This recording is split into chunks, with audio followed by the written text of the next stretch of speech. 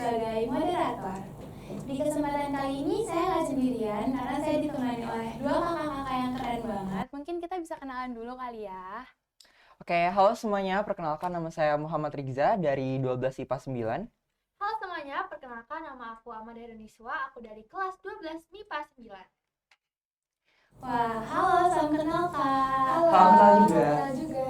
Kemarin aku dengar kalian berdua mendapatkan juara 2 dari Duta Sadar Hukum. Apa benar ya? Benar. Dan aku dengar itu lombanya masih lanjut ke tingkat provinsi. Betul, iya. Nah, kalau buat aku sendiri masih kurang paham mengenai duta ini. Mungkin bisa sharing-sharing nggak sih? Oke, mungkin dari aku dulu ya. Iya.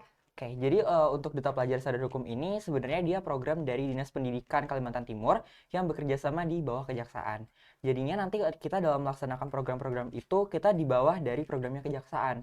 Jadi nanti ketika kita melaksanakan program seperti sosialisasi ataupun program-program lain yang nantinya harus menuju ke sekolah-sekolah lain, itu kita sudah mengantongi izin dari Kejaksaan. Mungkin juga untuk Duta Pelajar Sadar Hukum ini tentang hukum gitu, yang duta yang berkaitan tentang hukum. Seperti kemarin itu ada materi-materi seperti bullying, kemudian undang-undang ITE, Ya, materi perlindungan lingkungan. anak, kemudian apa lagi Ja untuk Ada materi lingkungan juga. lingkungan juga ada, tapi kemarin kita nggak dapat lingkungan ya. Iya. Selain itu juga ada korupsi nih, korupsi, dan itu dihubungkan ke dalam hukum seperti undang-undang yang mencatat hukuman dari perlakuan tersebut dan lain sebagainya.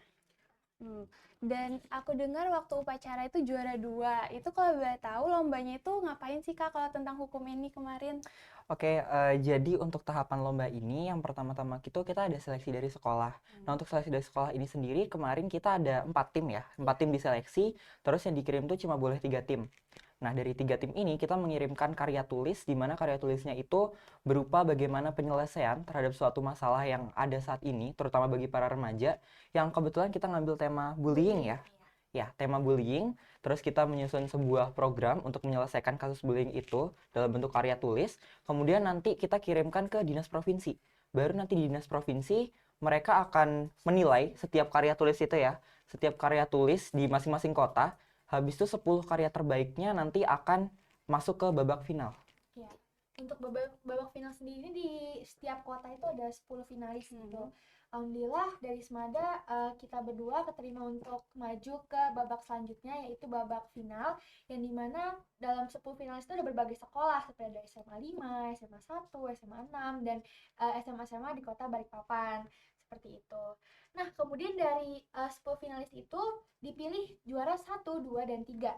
Yang dimana dari juara 1, 2, dan 3-nya itu akan lanjut ke tingkat provinsi. Seperti itu. Nah, untuk seleksinya di sana itu sendiri, kita seleksinya dalam bentuk presentasi sekaligus tanya jawab dari program kita yang sudah kita canangkan di karya tulis tadi. Wah, keren banget ya. Dan aku juga penasaran motivasi kakak ini buat bergabung di Duta Hukum itu apa sih? Motivasi kamu apa aja?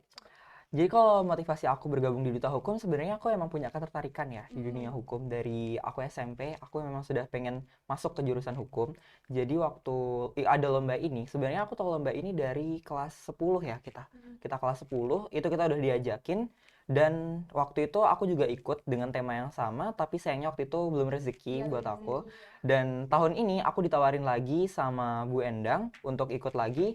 Dan alhamdulillah tahun ini aku bisa bisa menang. Iya. Alhamdulillah bisa masuk. Alhamdulillah ya rezeki kita tahun ini ya. Iya, karena kita sama-sama ikut tahun lalu dan sama-sama belum berhasil.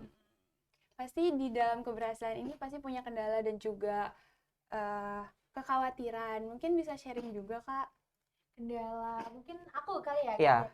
Kalau misalnya kendala aku selama mengikuti Duta Pelajar Sadar Hukum ini, kadang mungkin kayak aku sebelumnya belum ada pegangan materi ya. Jadi mungkin aku kemarin tuh agak sempat kayak bingung nih, kayak aku harus belajar dari mana, aku harus mulai dari mana, seperti itu. Karena juga waktunya sangat singkat kemarin, Iya, cuma benar banget. ada persiapan 1 bulan, dan itu kita harus mempersiapkan makalah kita, kemudian juga untuk presentasi. Setelah itu mungkin kendala juga aku harus lebih banyak untuk berbicara di depan umum agar lebih pede, supaya nggak getar gitu ya ngomongnya, kayak gelegapan gitu. Iya. Kalau kamu? Kalau kendalaku itu lebih ke waktu sebenarnya. Karena kebetulan waktu kemarin untuk persiapan duta hukum ini nggak sampai 1 bulan, dan itu juga berdepatan sama persiapanku untuk LDB provinsi. Nah, jadi waktu aku persiapan itu aku harus bagi waktu antara aku diskusi ke timku yang debat dengan Niswa Iya. untuk masalah hukum. Apalagi sebenarnya kalau masalah hukum ini menurutku cukup kompleks sih. Karena kan kalau dari masalah hukum itu sendiri, untuk permasalahan kita, bullying, itu dia punya beberapa sumber hukum yang dia itu nggak sembarangan bisa dipakai.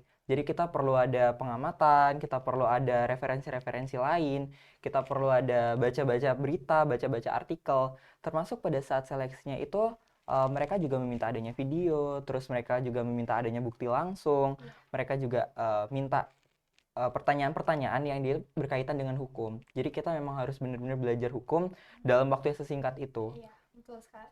Oh, berarti manage waktunya udah keren banget nih. Nah, untuk ke tahap provinsi, sekarang lagi proses ya? Iya. Iya, Dan benar. sekarang lagi nyiapin apa sih buat ke tahap berikutnya mungkin?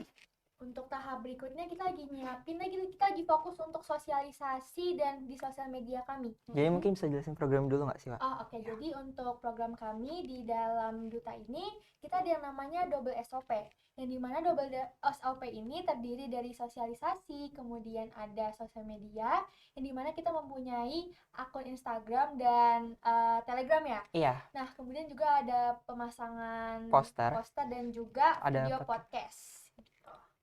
Nah, untuk kita sendiri saat ini untuk persiapan provinsi dari 4 program tadi kita lebih fokus di sosialisasi dan di sosial media. Nah, untuk sosialisasi sendiri itu sebenarnya kita pusatkan awalnya di Semada dulu. Nah, setelah kita pusatkan di Semada, ini kemarin di hari Senin ya, Pak. Di hari Senin kita udah ikut program sosialisasi di SMA 1. Dan rencananya kita bakal sosialisasi ke sekolah-sekolah yang ada di Balikpapan. Terutama untuk dalam waktu dekat ini sosialisasi di sekitar sekolah kita kayak SMA Nusantara, SMP Nusantara, SMP 3. Baru nanti mungkin kita mulai menjamah ke wilayah-wilayah yang ada di Balikpapan Kota, Balikpapan Tengah, dan lain-lain. Dan kita juga ada rencana untuk mungkin posyandu di kelurahan, sosialisasi kelurahan dan kabupaten. Jadi kita kayak meluas gitu. Jadi yang Iya, lingkupnya kecil dulu kemudian meluas hingga kelurahan-kelurahan lainnya. iya. Wah, ternyata duta hukum ini juga berdampak banget di lingkungan sekitar. Mungkin dari kakak punya nggak sih kayak motivasi buat orang-orang yang pengen atau penasaran buat masuk ke dunia perdutaan? Apalagi duta hukum ini aku baru banget dengar, karena sebelumnya belum pernah dengar. Jadi buat duta hukum sendiri ini terbilang masih baru ya, Pak. Ini baru tahun keempat kalau nggak salah, dari tahun 2019 ya. 2019, ya. Tahun 2019 ini masuk ke tahun keempat atau kelima. Jadi kalau untuk permasalahan hukum itu kan sebenarnya luas banget ya. Karena yang kita lihat saat ini tuh remaja-remaja itu kan kita sering dengar kayak ada kenakalan remaja. Nah, sebenarnya kenakalan-kenakalan remaja ini itu bisa dihukum dengan adanya undang-undang di Indonesia. Nah, jadi mungkin kesulitannya untuk yang mau ikut duta hukum nanti, kesulitannya adalah bagaimana cara kita memahami soal hukum itu sendiri. Karena hukum sendiri itu sebenarnya diciptakannya selalu bersifat pasti, tapi kalau untuk penyesuaiannya harus dihukum dengan pasal apa, kemudian menggunakan undang-undang apa, itu semuanya perlu sebuah pengamatan, perlu sebuah observasi, yang dimana itu juga perlu waktu yang cukup lama, dan itu pastinya perlu bantuan dari banyak orang yang memang sudah terlatih di bidangnya. Dan untuk motivasinya kenapa pengen ikut lomba ini, jadi untuk lomba duta hukum ini tuh sebenarnya jadi peluang banget. Terutama misalnya nanti kita dapat sertifikatnya, untuk yang pemenang-pemenangnya itu bisa digunakan untuk mendaftar di perkuliahan, terutama untuk yang tertarik di jurusan hukum.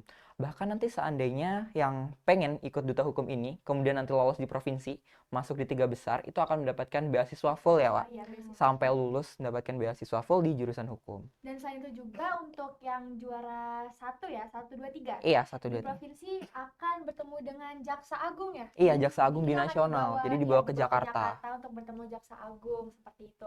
Tapi selain dari itu juga kita juga bisa mendapatkan banyak teman Iya, dari berbagai wilayah seperti mungkin Pasir Utara, Samarinda, Bontang, Berau. Selain itu juga kita juga mendapatkan banyak pengetahuan Iya. dari berbagai materi-materi yang kita pelajari, dan juga mungkin kita bertukar pendapat gitu loh dengan teman-teman kita seperti itu. Karena kalau untuk Duta Hukum ini sendiri kan kita dari tiap NIM itu punya tema yang berbeda-beda. Jadi kalau misalnya kita bisa mendapatkan akses dalam relasi itu, kita jadi bisa lebih paham di permasalahan-permasalahan lain. Jadinya nanti kita juga bisa dapat informasi, dapat ilmu yang mendukung soal hukum ini. Nah, jadi kayak kita sharing, saling sharing gitu. Ya, dan itu kayaknya seru juga deh, karena pastinya nambah pengalaman, wawasan, serta nambah teman bahkan. Iya, benar banget. Seru banget, makasih banyak buat kakak-kakak yang udah berpartisipasi, udah sempetin datang ke sini buat sharing-sharing ke kita semua. Mungkin sebelum kita akhiri, bisa ngasih pesan-pesan buat yang pengen masuk atau ngajakin kalian yang berminat buat masuk ke dunia perdutaan, apalagi duta hukum. Mungkin untuk pesan dari aku, seandainya kalian mau masuk duta, terutama untuk yang duta hukum, kalian harus menghilangkan rasa pesimis dulu. Karena aku sendiri di awal memang cukup pesimis, karena duta hukum ini sendiri memang tingkat kompetitifnya sangat tinggi. Cuma seandainya kalau kita cuma berpikir di bagian pesimisnya aja, tanpa kita belajar, tanpa kita memperdalam ya Wak, soal permasalahan hukum itu sendiri, kita nggak bisa mendapatkan hal yang memang kita cari. Karena fokus utamanya dalam seleksi duta hukum ini adalah bagaimana kita dilihat sebagai orang yang memang bisa dan orang yang memang paham di permasalahan-permasalahan hukum. Jadi dibanding dengan pesimis atau dibanding dengan merasa takut dengan lawan-lawan lain yang sudah terlatih, lebih baik itu kita fokus ke materinya. Kita fokus ke bagaimana caranya kita bisa meningkatkan diri kita dan teman tim kita. Betul sekali sama apa yang Digza bilang, untuk jangan pesimis. Karena pada saat kemarin seleksi duta hukum, saya juga sempat ngerasa pesimis karena saya melihat teman-teman saya ini mempunyai kemampuan yang lebih dari saya. Nah, selain itu kalian juga harus belajar public speaking. Yang dimana public speaking itu sangat penting untuk seleksi duta pelajar sadar hukum seperti itu. Mungkin itu saja pesan dari Iya, kami pesan dari untuk kita. teman-teman yang mau mengikuti Duta Pelajar Sadar Hukum seperti itu. Wah, terima kasih ya udah mau sharing di sini. Mungkin segitu aja diskusi dari kami. Sampai jumpa di podcast selanjutnya. Dadah. Dadah.